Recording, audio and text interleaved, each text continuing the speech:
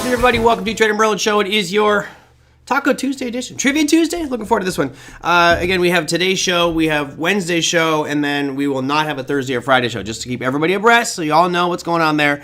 It is travel day for me, going to Dallas, Texas. And no, not a public event. It's a private education thing I'm doing. But I will let you know, February, I believe it's a Monday, Tuesday, Wednesday, I will be in Las Vegas doing several presentations for the Money Show in Las Vegas. I think it's going to be at Caesars. I'm pretty sure Caesars.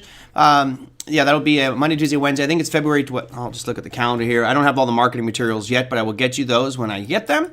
So for those of you who just happen to be in Las Vegas, who doesn't love a trip to Las Vegas? Let's see, that's February 23rd, 4th, and 5th. I will be in Las Vegas, and that will be for the Money Show. Most of my presentations will be on digital assets, tokenization. For some reason, they just pigeonhole me into crypto. All right, let's dive into the topic du jour, which is an interesting one for sure. These markets starting to look a little bit weaker, and the way that they move today, of course, I don't even have my trading view open.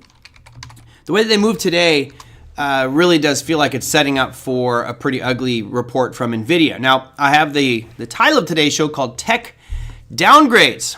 All right, what do you mean by tech downgrades? Well, as you guys know, I've mentioned this many times, I believe that in many cases, a lot of these firms are issuing upgrades and downgrades just to benefit them and their position. So they'll issue a downgrade on a company that they need the price to fall so they can buy it at a lower price, or they issue an upgrade on something that they needed to sell so they want the retail population to jump it up and push it higher so they can unload on their unwilling customers. So the downgrades and upgrades, or the downgrades that happened today, I think are rather interesting because they're two of the bigger names that have been leading this charge to the upside. So let's go down to our Magnificent Seven over here, and you can see a bloodbath today. And certainly not happy with this one. As you guys know, I've got the 225.50 puts on Amazon, which it hit today. This is not a good thing for me.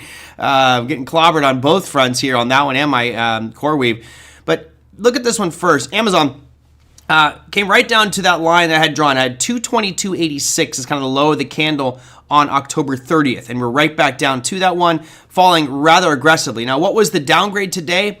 This is where it gets interesting because this is a firm that I don't think has a lot of clout. It's not even that big of a name. I had to write it down. Rothschild and Company. No, it's not mine, not my company. That's Rothfeld and Company. But Rothschild and Company downgraded Amazon to, well, they downgraded Amazon. The second part of this is, what was their target? And this is what I love. They said their target for Amazon is $250. So you downgraded the stock when it was $222, but then you give it a price target of $250? Like, this is just one that makes you kind of scratch your head and go, I don't understand why. If it's already at $222, why don't you downgrade it to $210 or $205 or something like that? Yeah, big guess says they must be short Amazon. Or looking to buy it at a lower price, right? I mean, obviously, they said their target's $250, which would be up at the very top, or near the top over here. Kind of crazy way this always happens. And this is just one of those reasons I always encourage people to not fall for it. Like, don't get too hung up on an upgrade or downgrade, especially when it's a nobody firm. And no offense, Mr. Rothschild and Company, but you're a nobody firm. You're not a massive market maker. Now, we could, let me bring up upgrades and downgrade list here. I think I actually have one. Upgrades and downgrades. There's a wide variety of different sites you can go to. Market Watch is a good one. I like Briefing because it does give you the price targets. So we'll go here and you can see all of them. So you can click upgrades or downgrades. I'll just click on the downgrades right now.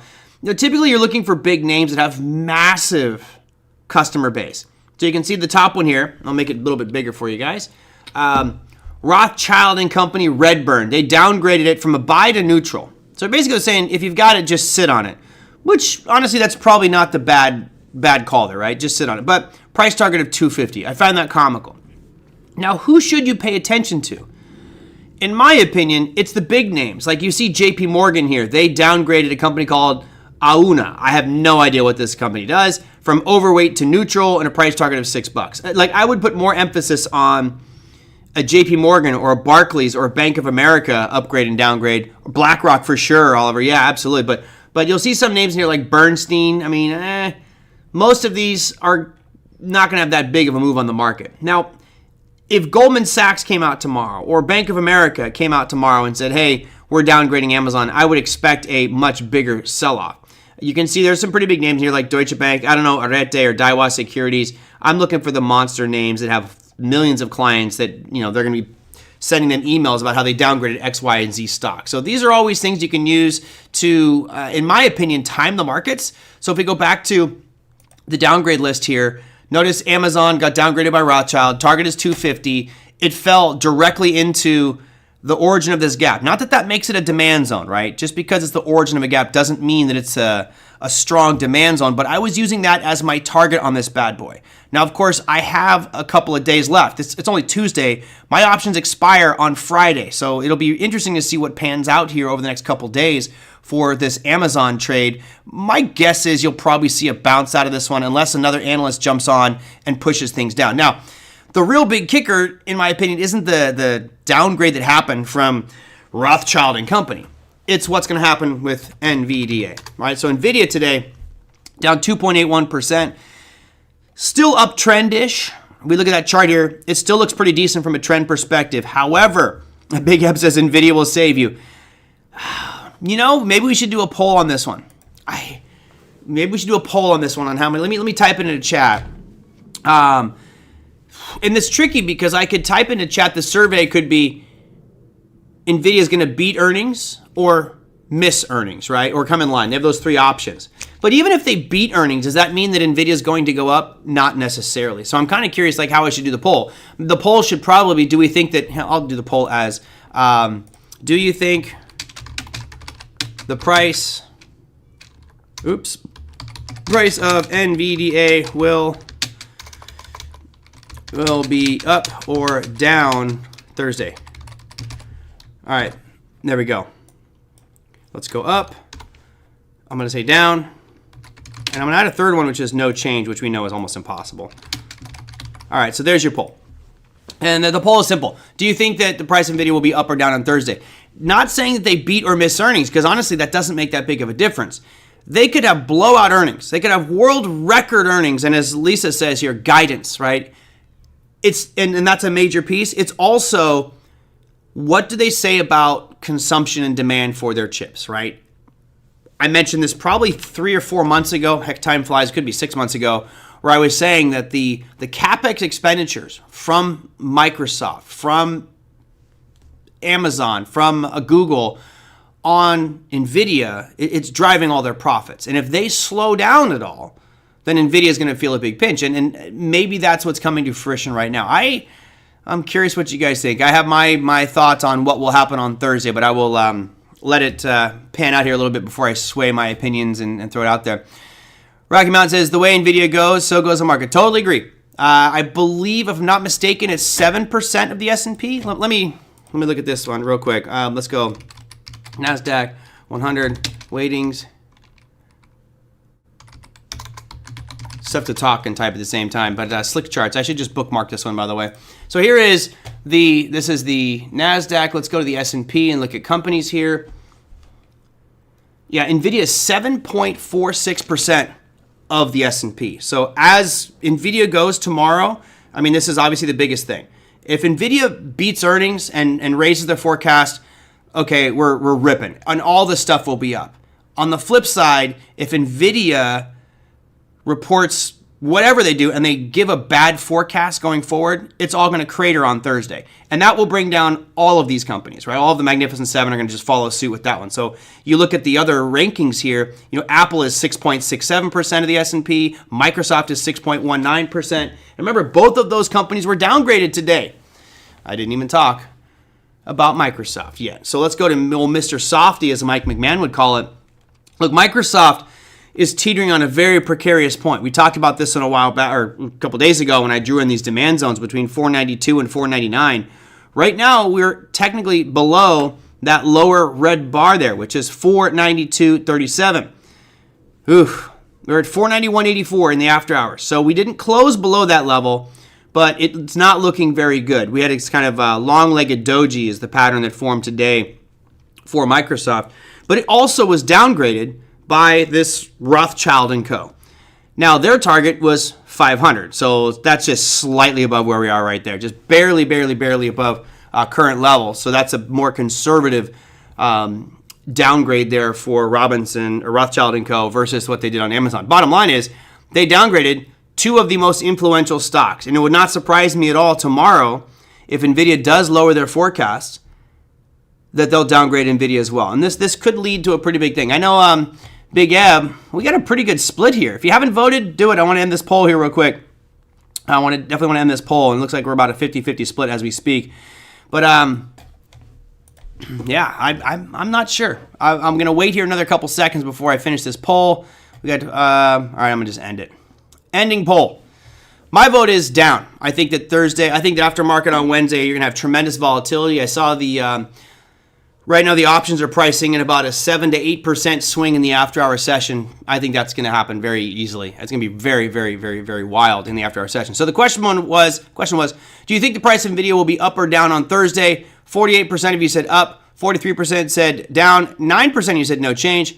For me, it's not doom and gloom, man. It's not doom and gloom. It's just saying that given what TSM said about their demand, I'm not shorting it, Big Ab. I'm definitely not shorting it, but it feels like the way that the tech stocks have moved recently, and we can validate that by looking at the price charts, right?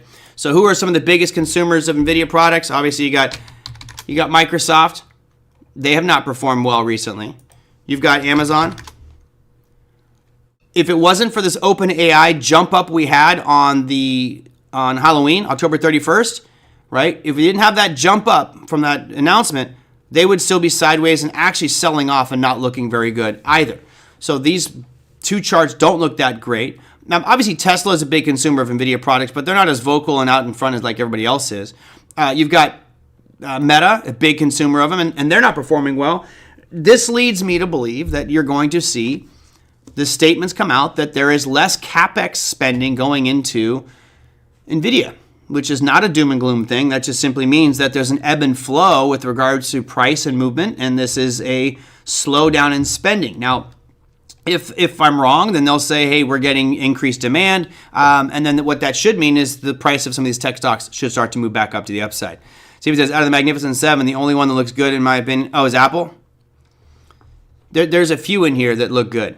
Google was looking really good, right? So Google looks great. Apple looks great. Meta looks like garbage. Meta's stinking up the show. Tesla, not great. Microsoft, not great because it's just sideways. Nvidia, still in an uptrend. Honestly, Nvidia still looks okay. It hasn't broken that pivot low, but it definitely showing more weakness than it should. And then Amazon, not looking that great either. Again, this anomaly outlier pop was just because of that OpenAI garbage, and now it's just retraced all of it. So, yeah, I think Apple and Google both look fantastic chart-wise. Obviously, Google looks better because it's at all-time highs, but the trend since April for Apple has been really good.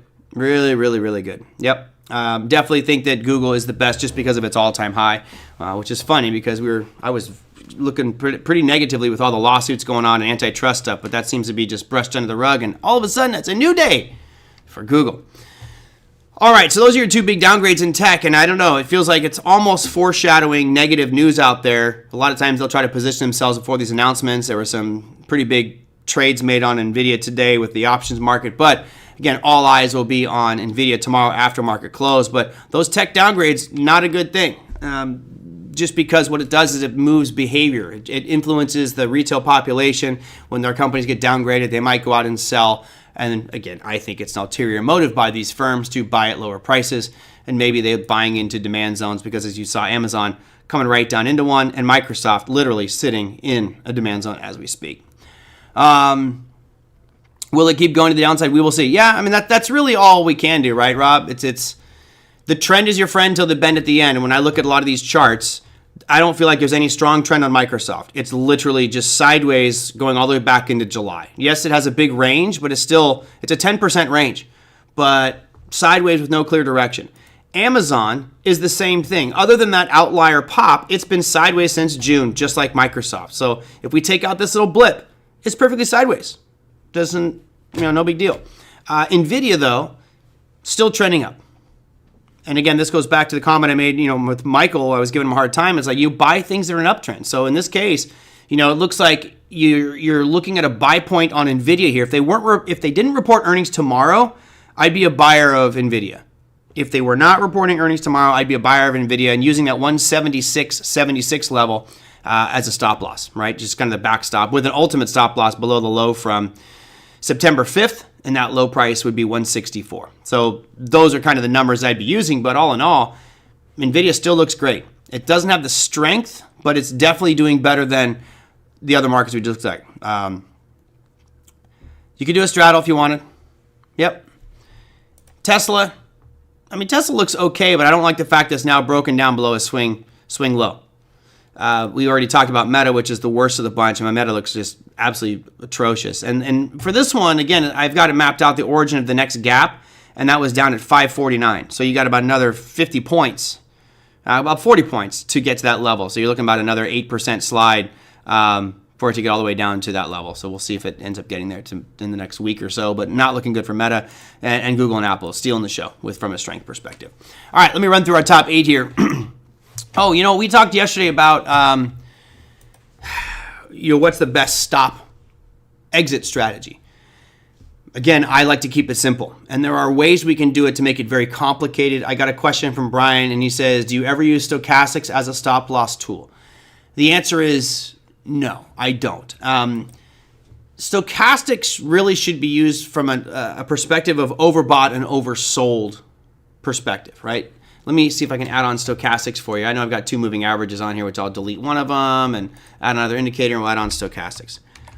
And it depends on which one you like. Some people like fast stochastics, others like slow stochastics. I just do the standard. It doesn't make too big of a difference to me. Slow stochastics just simply slows it down. In a situation like this, where you have stochastics leading to an oversold situation, right? Now you can see at the bottom of your screen, stochastics is down below 20.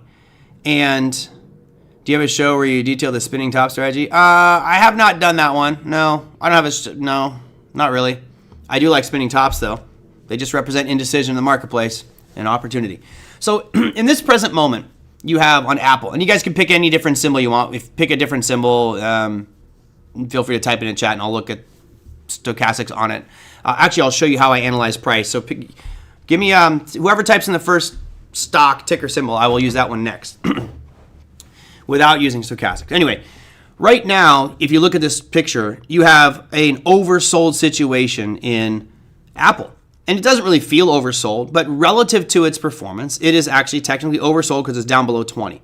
Now, there's 2 schools of thought on this one. A lot of people wanted to rally back up above the 20 line before you buy, or cross the signal line, which is the other colored piece here. Either way, I wouldn't use this as an exit strategy. I might use this as an entrance strategy, right? A way to get into something.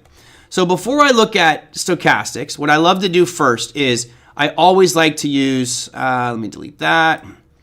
I always like to add the chart and then tell myself, what would stochastics do? How many of you know, simple yes or no, how many of you know how stochastics is calculated? How is it calculated?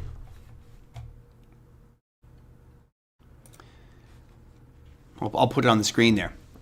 You don't? Okay, great. Love it. So here's the way the stochastics is calculated. And it's important for you to know, because what I want you to do, and this takes time, is I want you to be able to look at the chart and say, what data is making up the stochastics indicator? And you'll real quickly glance at it and say, okay, I know what it's going to say. For example, I have not added on stochastics yet, right?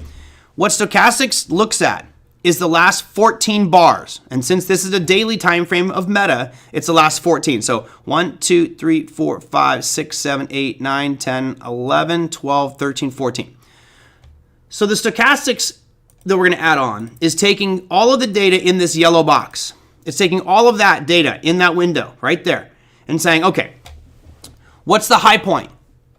And technically, we can add a horizontal. I'm just going to move some. Well, the top of the yellow box represents the high point, and that price is 680. The low point of the box of the range there is 583. So basically what stochastic says is, go back the last 14 bars of whatever time frame it is, 14 bars, pick the high, pick the low, and where are we in relationship to, or where's the current price in relationship to that range? So as you can see, right now we're at 597. 597 is the very low end of the range. So what's going to happen is stochastics is going to pretty much say it's oversold because it's so low in that range. Does that make sense, everybody? So just remember, stochastics goes back 14 bars, pick the high, pick the low, and then where are we now compared to that range? That's what stochastics tells you. So right now, stochastics should be, if it's not oversold, it should be very close to negative 20. Let's add it on here and see if I'm colossally off or not. So there we are. It's been oversold, right? You guys can see down here, it's been oversold for weeks. Why? Because whatever range it's in, it's just been falling and falling and falling and falling, and now we're down near the low. You technically had a buy signal today. Technically, you had a buy signal today. And the reason that you had the buy signal is the stochastics line crossed the signal. Stochastics is the blue line here, and I believe this color is red. I can't tell what color this is, but the red line is a moving average of it. So it's basically saying, there's your buying opportunity, but let's be honest here. If you bought this when you got that first signal, the first signal was back here on November 4th. So if you were using stochastics here, you would have been buying this thing all the way down. It does not mean that prices are going to go up. Stochastics tells you is something relatively overbought or oversold. In this case, it's oversold.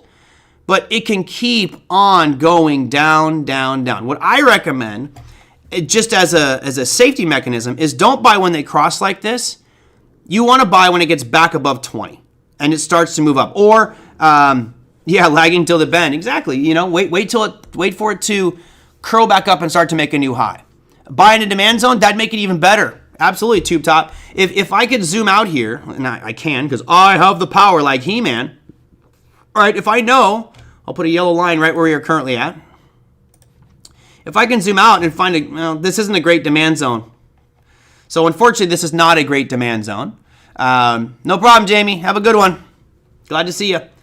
But to Tube Top's point, if I can line up this stochastic in a very oversold situation into a demand zone, now we're just saying we're taking probability, it's oversold, into a demand zone, much higher probability, and you start layering on all these probabilities, ultimately you're left with a trade that you go, I feel pretty confident about making this trade. So that's what stochastics is telling us. Now let me do the same thing for Amazon, right? And I'm hoping everybody now has a clear idea of what the data is showing us. So let's look at Amazon. Okay, and I'm going to count 14 bars again. We're going to go from here's the low, well, so far. That's 1, 2, 3, 4, 5, 6, 7, 8, 9, 10, 11, 12, 13, 14. So this is all the data that's in that set. You can see that right now we're at the dead low. So pretty clear that stochastics is going to tell you that based off this range, we are in an extreme oversold situation into demand. Now let's add on stochastics, see what it says. Boom. And stochastics is still pointing straight down. This is not a time to buy Amazon. I'm taking a flyer. I'm taking a pretty big chance on this one. And I'm probably going to get burned. We'll see what happens here on Friday. But the ideal thing would be to wait for this to start to curl back up or cross above 20. The blue line cross above 20 from the bottom. Okay? And the reason I explain it this way is I want you guys to not have a reliance on indicators. So Brian, to answer your question, first off, I'm absolutely not using stochastics as a stop loss tool. If anything, I might be using it as an odds enhancer or a tool that might help me increase the probability of being on the right side of the trade, right? Obviously, if I'm buying something at a discount, I love it in an extreme oversold situation. But I also want you guys to break the habit of always having stochastics on your chart, because I can look at any chart right now and tell you, I'm just going to go through here and pick on let's go to one of the other ones. I don't know. Tesla. Tesla's going to be actually in a buy signal, because if we look where its current price is, it's off the lows, and it's been trending down. So most likely what happened is stochastics for Tesla is going to be crossing above the 20 line and giving you a buy signal. Let's see if I'm right there. So it just crossed above the 20, gave you a buy signal. Now it's come back down a little bit, but try to draw these indicators in your head first. Know what they mean. And maybe, it sounds like you guys enjoyed me breaking down stochastics. I can break down hundreds of indicators, guys.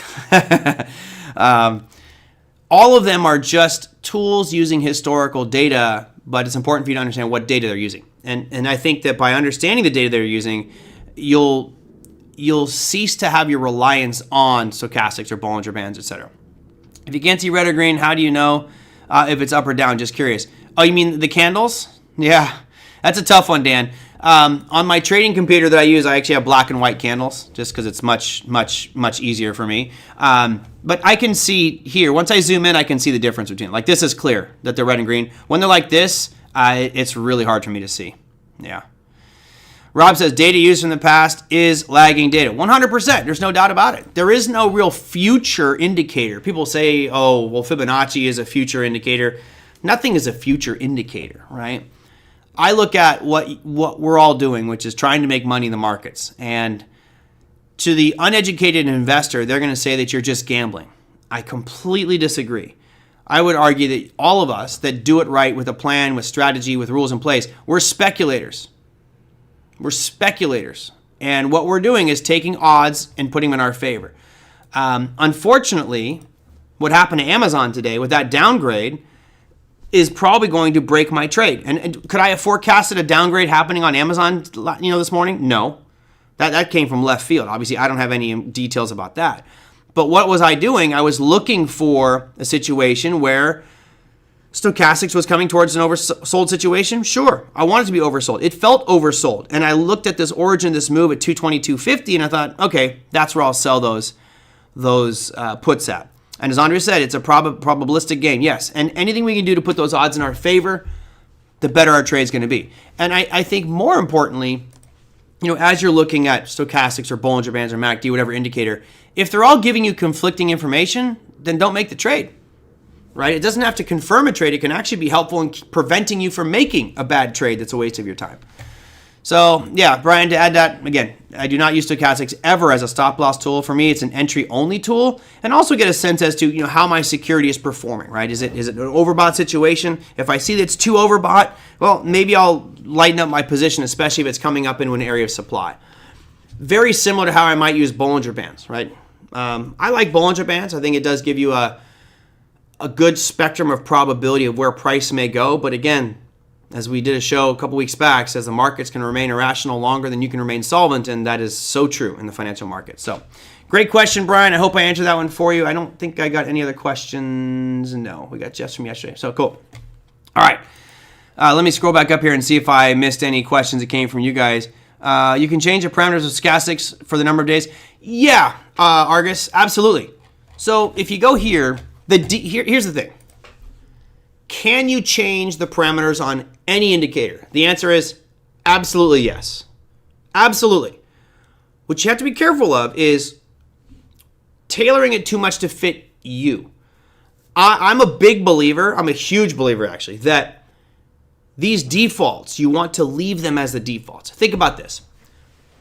When you guys came into trading and investing and you threw on your first stochastics or moving average or Bollinger Bands or ADX or RSI, whatever, CCI, you name the indicator, it came with preset defaults.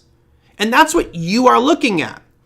So, in my opinion, the vast majority of people are looking at the defaults. And if those defaults are going to be the pieces that trigger buying and selling action on the part of retail and heck, even institutions, then leave the defaults, because that's going to give you the points where you'll get more populist reaction to price. So could I go out here, let's go back to Meta because that was a good example. Could I go back here and take my stochastics, let's take my stochastics, which is oversold right now, and could I change that time frame? Sure. Go to settings, and you can see here you've got 14. Well, what if I wanted a 21? It barely changed it because it's been trending down for so long. It barely changed at all because we're currently at the lower. It doesn't matter whether I make this a 40 period moving average, a 100 period moving average, or a 40 period stochastic, 100 period stochastic, or a 10. It's at the lowest point it's been at since. It's the lowest point it's been at since May. So remember, it's going to take the range from the high to the low and tell you where it's at. It's going to say it's oversold. Absolutely. And Liz says, defaults can be a self-fulfilling prophecy. Exactly. And that's why I don't think you should tweak these things. Of course you can. You can do whatever you want. If you find something that you find is more accurate, great. I like to keep the defaults because that's what the average person is looking at, and I feel they're going to be triggered. So for me, I leave it the same. Institutions use indicators for trade decisions or just something else, like getting a feel for things. Every institution is going to have different rules and settings that they use. And they'll train their traders to use their specific systems. This is why it's like such a guarded secret. When I was in Dallas, which I'm headed to Thursday.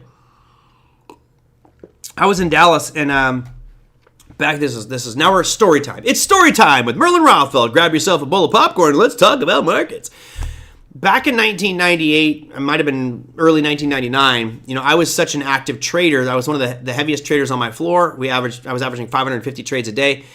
We were clearing through a company called Southwest Securities, and so I was invited to go down to Southwest Securities Trading. They literally knew my ID because when I was sending orders, they could see my name on a number on the screen. They tracked the number back to the floor that I was at, and they invited me and another guy to Dallas to check out the operation. And I was like, holy cow, I'm that heavy hitter that I get to be invited to the trading floor to meet these people?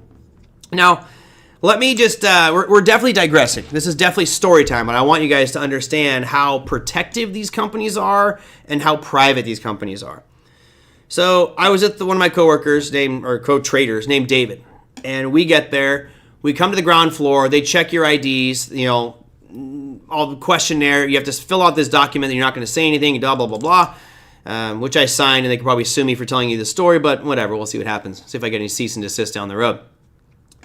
So I go to the elevator, and it was like on the 6th or 7th floor. So we go up to the elevator, and as we get off the elevator, they check your IDs again. And you have a name tag and badge and everything they gave you, and then sign the NDA, baby. Absolutely, they made me sign the NDA. So we've gone through 2 checkpoints where they checked our IDs, and then we had to go down a hallway and up a flight of stairs, which I thought was really weird. And guess what we had to do at the top of those stairs? Another ID check. I was like, are you serious? Like, how many people are sneaking in through the ground floor to the 6th floor and then the stairwell again? It was odd. It was just like, I felt really awkward, this much security. So anyway, we finally got on the trading floor.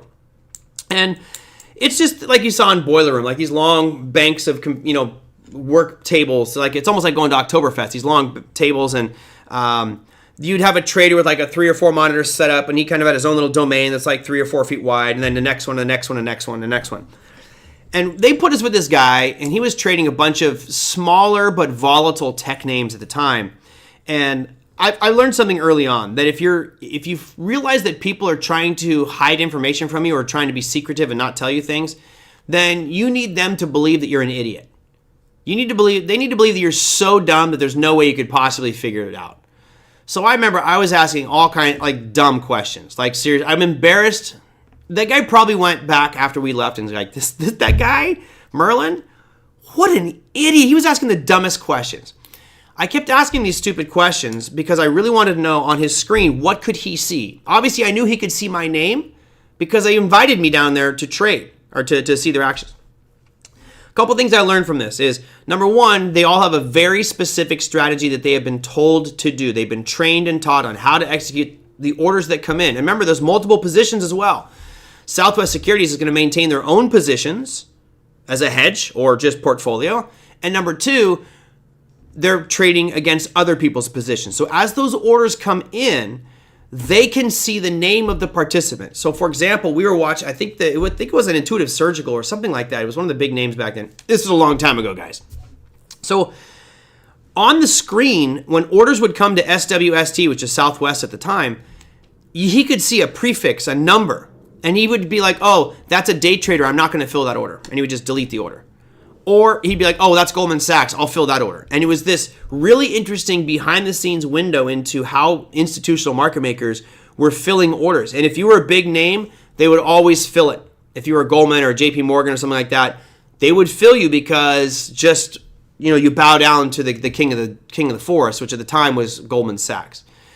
He would reject day trading orders all the time. And as a day trader, I was like, oh, I learned how this... And I could see it happening, but I didn't ask him questions about that. I kept asking dumb and dumber questions. Anyway, I digress to this whole story because this firm, Southwest Securities, had a very specific way that each of their traders did things. Now, are they using indicators, Argus? I don't know. I'm not sure if he had an indicator-based system.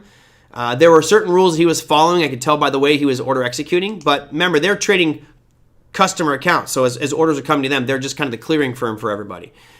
It's going to be different for JP Morgan, and it's going to be different for E-Trade and all these different firms out there. What percent did you make per day? Goals anyway? Didn't have a daily percentage goal. My goal back then was to beat the S&P, and it still is today. Thank you, Chio. Yeah, hit that like button if you enjoy it. Institutions use indicators for trade decisions or just something else, like getting a feel for things. So there's a big difference in trading something like Ford versus trading something like Nvidia, right? Just the dynamics of what those securities do on a regular basis is so different. So let's go, Nvidia. So here you've got big volatility and big moves. Then you got Ford. Actually, it looks pretty darn good. The chart of Ford is impressive right now, considering where it's come from April. But a lot of times there is much tighter spreads for something like Ford because it's a lower price stock. When you get something that's more expensive, like an Intuitive Surgical or some of these, $400 or $500 stocks, the spreads get real wide, and there's a different strategy needed to trade something that has a wide spread with low liquidity. So each one of these institutions will have their own sets of rules, which is why it's kind of like us, right? All of you should have your own sets of rules. I share some of my rules with you, but that doesn't mean that those rules need to be for you, right? You have to find out what rules fit best for you and what you could adhere to. I would say one of the biggest reasons people fail at trading is they don't have any rules, and they end up blowing their account because they don't have any rules. Yeah, Rob says Ford bounced and bullish. I'm surprised. I didn't realize that Ford was looking this good. It's if you look from a percentage perspective, from its low we had back in April to where it is today, Ford's up 54%. That's pretty darn good. I'm going to go out on a limb and say that might, no, it's not. I was going to say that might be close to Tesla's performance, but Tesla's more like 100% rate of return. Anyway, just remember, I don't usually look at level 2 screens anymore, but if you do, there's a lot of games that are played. For those who might be new and not understand what a level 2 is, a level 2 is where you can see all the buyers and sellers lining up. The reality is it's all lies. It's all bluffing and lies and stuff going on behind the scenes. So really, order flow is not an important thing anymore. Or change rules or free-floating rules. That was me. Yeah, Argus, absolutely. Yeah, you can't tell yourself that... it's kind of like saying, well, I'll drink on Mondays, but I'm not going to drink on Tuesdays. And Wednesdays, we'll figure it out. No, you either need to have a solid rule that says I'm not going to drink or I'm going to drink, right? It's absolutely following those rules and sticking to it. Your rules may not be the correct ones in the beginning either, which is why you have to track your results, because over time you'll find out what works, what doesn't work, and that's how you modify. To think that you're going to start trading and be a top-notch trader in 3 or 6 months is, I think, an outlandish proposition. Because it takes years to really figure out exactly what makes you tick and what works for you. I have my 10 commandments of trading. They actually made me change it. It used to be I had the 10 commandments and I had like the commandment stones on the top. But the school asked that I change it to the 10 laws of trading because people found that religious things would make some people uncomfortable. So fine. For me, because it's my show, I call them the 10 commandments of my trading. And Lloyd says, and rules can change somewhat based on a bull market or bear market. Absolutely. I really think they need to change, right? They need to change based off what the market is giving you. They always say you never want to bring a knife to a gunfight. Well, that's the same thing, right? If the market has changed fundamentally and all of a sudden tools aren't working anymore, I have to not use the knife. I have to use a gun. I have to use a different weapon to attack that market. What did Big say? Two-factor authentication? 2FA is two-factor authentication. What he means there, but I don't know where that comment came from. Sorry. I don't know where that one was. I like the way Brendan Will uses RSI as a momentum indicator. Yeah. RSI is another good one. RSI and stochastics are close, right? They're kind of like cousins, and they're somewhat related in the way that they analyze data over a specific window of time. I like the ADX. I like stochastics. I like Bollinger Bands, but I think you guys can appreciate that as long as you watch my show, how often do you guys see me put technical indicators on the charts? Right? I very, very, very, very rarely. I very rarely ever put indicators on here. Why? Because price is what makes the indicator. Yeah. I'll reiterate that one, Big Eb. So for anybody here who has a crypto account, any crypto account, whether it's Coinbase, Binance, Gemini, Kraken, Huobi, KuCoin, you name it, you should always have a two-factor authentication. It's a security measure. It's too easy for people to steal your crypto on Coinbase. It's too easy. If you're a Coinbase customer, your name address, phone number, and maybe even more personal data is readily available on the dark web. They've been hacked many times, and that data is there. Trust me, I get attacks from them almost every single day. And here's the thing. For anybody who has a crypto account, if you ever are contacted via phone, let's say you see Coinbase calling you, or if you ever get a text message from Coinbase saying, oh, your account's been accessed, click here. If it wasn't you, click here. Or anything like that. Never call, never text, never do anything don't respond or click on anything. If you feel that your account has been compromised in a crypto, you go directly to the exchange and you log in. I've said this dozens and dozens of times before, but it's worth repeating. So if you look here, let's just, Coinbase, right? Let me see. Real quick. I'm not going to show you guys the email yet, but let me go to my email and see if I can actually find one for you that I might have gotten recently. So I get almost every day some spam from Coinbase. So I'll go to my junk mail account, which I use this for everything, and I'm going to type in Coinbase. How can I check it? It's 2FA. 2, the letter 2, F as in Frank, A as in Alpha. So let's see. This is all junk I've received. I haven't received one in a while. So here's Coinbase. Congratulations. So this is legitimate because I know I have interest there. But I'm trying to see when's the last time I got a hack from Coinbase. Someone trying to hack me. It's calmed down a lot. Okay, this one's all legit. This is good. This is good. So far, nothing. Important notice. System maintenance, that's probably good. Your withdrawal, hold has cleared. Huh. Well, it's definitely calmed down. I used to get them every day. And now it's once a week. And it doesn't look like I've gotten any for about a month. So they're certainly cleaning it up. But if you get one that says your account, here's one right here. Okay, you guys can see this Coinbase. Notice it's written differently. It says action required, new phone number linked to your Coinbase account. If you click on this email, that's not going to hurt you. But it looks all real and professional. Look, they're out of Oakland, California. You got all the information. You call this number. If you click on any one of these buttons, you're screwed. First off, I know you can't read it, but if I'm not clicking it, I'm just putting my mouse over the take action. In the bottom left corner, it says www.ieecon.org. That's not Coinbase. How about lock my account? Takes me the same thing, right? You get text messages, don't respond to them. You never click on them, guys. Your crypto will be gone. Two-factor authentication is something you can set up. Let me see if I can do it without giving away too much of my personal information here. Hold on one second. So you should have, I can't do it now because it's just, unfortunately, I don't want to, if I showed you, I might give away too much personal information, and I don't want to do that. So I'm sorry. Sorry, guys. Because this is an outward-facing channel that's recorded, I could give away too much information. So I'm not going to show you that one. But you go into your settings and you turn on two-factor authentication. It's a security piece. It's a security piece that will certainly help you. All right. We went on that little tangent. But yeah, Big Eb's right. Two-factor authentication, everything you can. Let's see. Back to a question. My question that I made earlier today. Okay, got it. Just we want the ones that worked very well.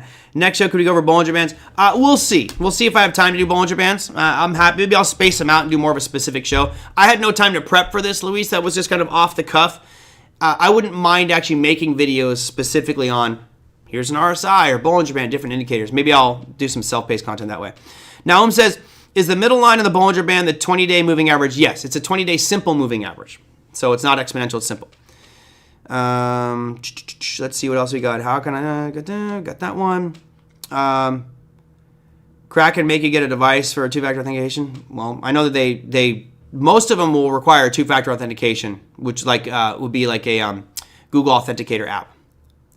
550 trades to beat the S&P seems crazy. Yeah, and Dakota, what's funny is my gross profit, I would say I annihilated. I made so much gross profit. It's the net profit which got me, because the net was where after all my commissions, and I spent thousands of dollars a day in commissions. It was insane, absolutely insane. All right, what else do I have on here? I saw Michael. Michael, where were you? You came in here and I don't see you anymore. I saw some questions from Michael pop up. Huh? Did you delete them? All right, I don't see him anymore, but add him in there. Steve says, I don't hate American Airlines. I'll tell you, I'm trying to find tickets to Thailand. I told you about that yesterday, and I might not go. It's just too damn expensive. It's crazy expensive. So let's go and look at AAO. Why not? You can call me. So you said you don't hate it. I don't like it, really. I mean, okay, I like the fact that we've been on an uptrend since April, but what hasn't been, right?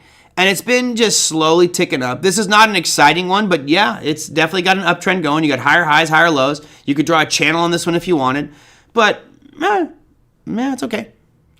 You asked about DLO. Okay, are we ready for a 45-degree downslope DLO? All right. Yeah, that's the one you asked about before. So, Michael, remember, we liked this one simply because it had been moving up, but the concern was this yellow box. And notice what happened to it today. All right, we were down on this bad boy today. And we closed out. Did we close outside the yellow box? Is that a green candle? So we haven't closed outside of it yet. If you get a candle that closes down below this one, then you should just get out of your position. Just exit and move on to something else. Because if that's right, you had to pay to make a trade in those days. Yeah, and when I first started, it was like $15 a trade, Big Ed. And then it got down to 10, and because I was so active, they negotiated me down to 5. But think about it. If I pay $5 per trade and I did 550 trades per day, I'm looking at least $2,700 in commissions. Just in commissions. It's ridiculous. Ridiculous. They love me. What's new with Circle? It's going back to where it should go. Remember, Circle is coming right back to its IPO price. This is not the IPO price. This is the IPO price, if I remember correctly. Didn't we say it was like 30 something? Yeah. It was supposed to be $27. I have it mapped out here. One sec. I'm trying to make this all fit on one screen. The original IPO, the morning before it went public, which was June 5th of this year. So on June 4th, they said, it's $27 is the IPO price. And then they jumped it to $31, and the first trade that happened on Circle was at $69. Oof.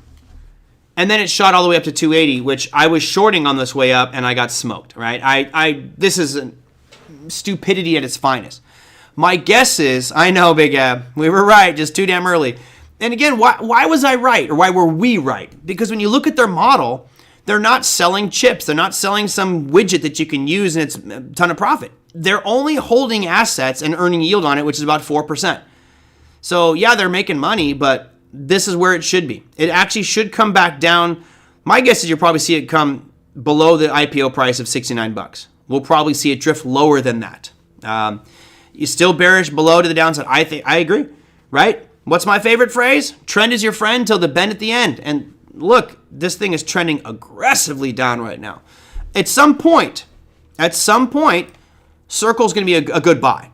Right? It is going to be a good buy at some point, but right now, nah, you cannot stop this avalanche. It's selling, going down. Just stay short. Steven says, Merlin, I think is Bitcoin being hurt by buyers purchasing tokens and things like BMNR instead of buying Bitcoin? No, I don't think that's impacting it at all. Because when buyers go and buy things like BMNR or MicroStrategy, those companies are utilizing that capital to buy more crypto, and then they leverage their position. So I think actually treasuries help the price of crypto move up. So yeah, no, I don't think it's a big problem. All right, what else I missed? That was what was new with Circle. I'm thinking Costco is getting interesting level. Still waiting to buy. Let's go check out COST. Yeah, man. I mean, talk about a fall from grace. This chart is another one of my favorite patterns, and this could be drawn in multiple ways. So thank you for bringing up this one, Andy. I do, or not Andy. So I give some props when I bring up a chart or something. Of course, now I can't find the name of the person that put that one in there. Why do they all disappear on me? I don't get it. I just read Costco, and now it went away. Oh, there it is. So this is from A-Way. All right, on A-Way here, I'm going to take this line which is drawn, and I'm going to loosely just put it down here, right against those bottoms. And what this is called a descending triangle. So for me, a descending triangle is a very clear, distinct weakness in a price security. For example, you've got lower highs, clear lower highs since February of this year. And you have the same lows, and it's coming right back into those lows. And this is where it gets a little bit tricky. We could put the bottom of this triangle in several spots. The most final stand would be where I have, let's make it a blue line, where I have the blue line. But that's not really hitting it multiple times. Either way, it looks very weak. I would not be buying Costco right here. I think that this is a clear downtrend and most likely going to sell off even more. Once it does break down below something like 868, I think you could see aggressive selling, because now for anybody who's using stop losses based off of pivots, we're going to break through every major thing. Steve says it's a great short, except I love shopping at Costco. Yeah, it's an addiction. It's funny because, as you guys know, I'm in a fat cutting phase, not a weight cutting phase, but fat cutting phase, which requires me to be very specific on my intake, and I have to eat a lot more protein. And it's hard to eat 180 grams of protein a day. Very hard. But protein shakes are the way to go. And actually, Costco has muscle milk shakes, went on sale yesterday. So I'm loading up on those bad boys. But yes, it's a guilty pleasure. It's a love-hate relationship I have with Costco. That's for damn sure. Anyway, says waiting for 800. I don't think that's an unreasonable expectation. You're looking for this low point right back here. It might take a while to get there, but things are getting weaker and weaker and weaker, and the trend is your friend till the bend at the end. I love it. I mean, it's really, if it wasn't such a long slogan, I'd make it the slogan for the show. Argus likes the vanilla. I can't stand the vanilla. I'm a chocolate Premier Protein, but Premier Protein is great, especially when those things go on sale.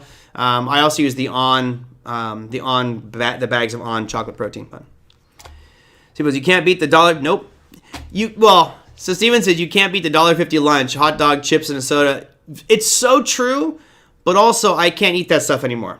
I don't drink soda anymore, and the thought of eating a Costco hot dog is just no. We all do, A-Way. we all do. I just actually opened up the Costco credit card because I get so much more savings. Oh, thanks for the reminder, Dan. I got to wrap up the show. I like the Ascent Whey Protein Powder. I got to check that one out.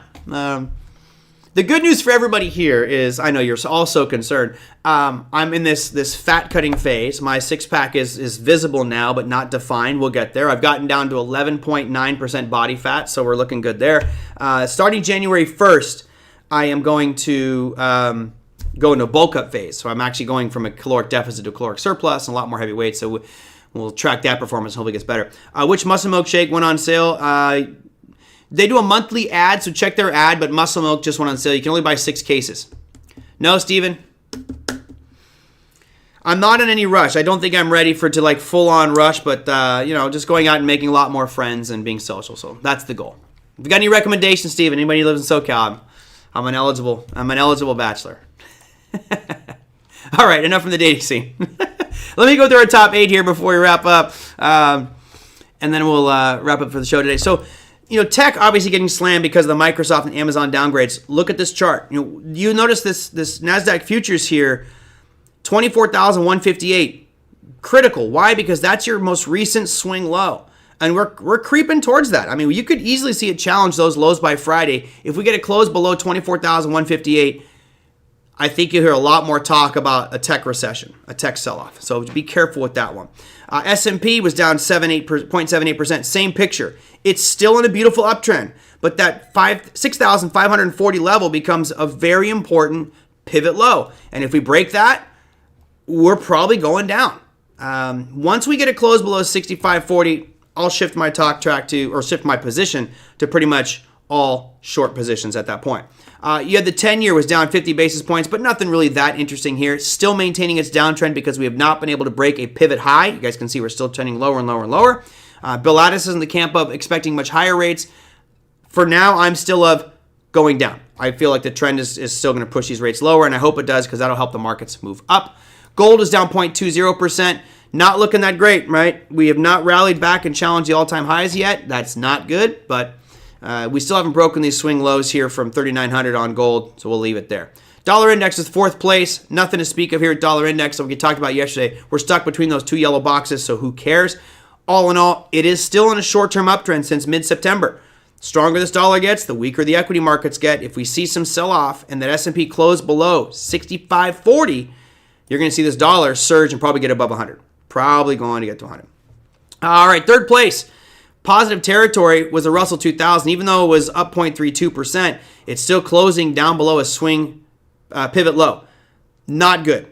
Okay, that is not a good sign. Even though we're positive for today, we'll see what the follow through is on tomorrow. Bitcoin, a little bit of a relief, but not much. All right, Bitcoin does not look good right now. I think that you're probably, as I made this bet with Ed up in San Jose, I think he might win this one. Given what's going on with crypto, seems the probability is much higher right now that trend is going to continue to lower, which means that 76,000 level way down there could be challenged. I'd hate for it to get there, but it does seem like where it's headed based off of the aggressiveness of the sell-off and the macro and climate right now for crypto. And your winner for today, even though it's still in no man's land in the middle of those two yellow sandwiches there, crude oil, $60.67, up 1.27? Yeah, 1.27% today. Not the best, but still a positive day for that. BMNR to report this Friday. Yeah, I did a show the other day. We talked about some of these treasuries. I'm personally, I think you should stay away from them, even though they had just amazing days today. MicroStrategy was up a pretty nice bounce today, but BMNR up 4%. You had Orbs up 15%. Just be careful with these guys. Be really, really careful with these ones. All right, that'll do it for me for today, everybody. Just so I can get out of here with a 59-minute show. Hope you enjoyed it. If you liked it, hit that like button. If you're new, hit that subscribe button. And if you have something you want me to discuss on tomorrow's show, let me know. Again, for Brian, who sent the question on stochastics, thank you. If you have a question, email me, tradermerlin@gmail.com. That said, happy trading, everybody. I will see you all tomorrow. Take care.